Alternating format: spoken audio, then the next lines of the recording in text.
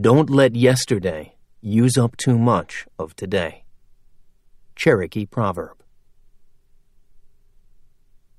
William Jessup Sundown Brady, Man, Myth, Monster, 1873.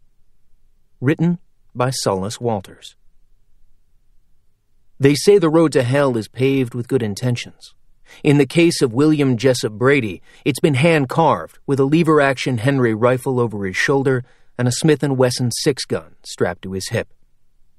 At a time when the world is at its most violent, he's the meanest of all, untamed, uncivilized, a half-breed mongrel dog spawned from the bowels of the devil's lowest pit. He is the worst of the scourge that haunts our towns and kills indiscriminately.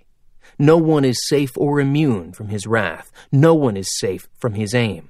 A gun for hire, he doesn't shirk from any target, man, woman, or child. If you have the cash, he has the bullet.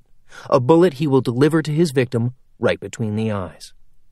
There are those who would make a romantic hero of this villain. Some who think of him like Robin Hood. But Sundown Brady takes from everyone and gives only to himself. He is truly soulless. The bounty on this man is $50,000, a fortune to be sure, and still people are terrified even to try to bring him in. In fact, authorities continue to find the scattered remains of the poor, virtuous marshal who made the mistake of shooting at him in Oklahoma when Brady was robbing a bank. Not one shot hit its mark. Is there any doubt Brady sold his soul to Lucifer for immortality and invulnerability? Though Brady takes pity on no one, this reporter wants to know if there is anyone out there with the temerity to end Brady's wickedness.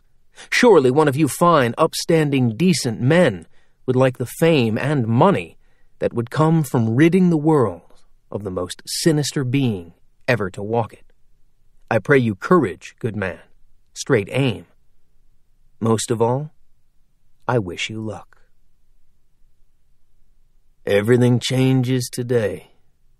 Unable to believe he'd lived long enough to see this undeserved dream, Jess Brady stood outside the church in his best, itchiest clothes. This was the last turn he'd ever expected for his miserable life. He'd been robbing banks and staring down experienced men in a gunfight without flinching or breaking a sweat since he was 13 years old. Yet here, right now, he was as nervous as a one-eyed buck in a barn fire. Every part of him was on edge, every part of him fully alive, and for the first time since his birth, he was actually looking forward to the future. His hand shaking, he pulled his old banged-up gold pocket watch out to check the time. In 5 minutes, he'd leave his brutal past behind him forever and be reborn a new man. No longer William Jessup Brady, card-sharp, gunslinger, and hired killer. He was about to become William Parker, farmer, family man.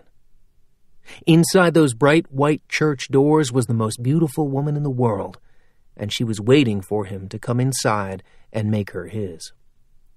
Dreams do come true. His precious mother had told him that when he was a boy.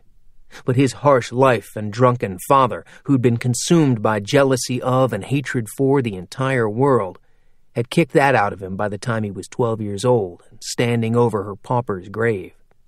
Nothing good had happened to him since the day she took sick, and the years of her suffering had left a deep-seated bitterness inside him.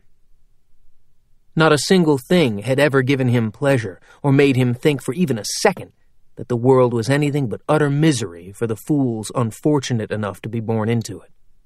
Not until Matilda Apone smiled at him.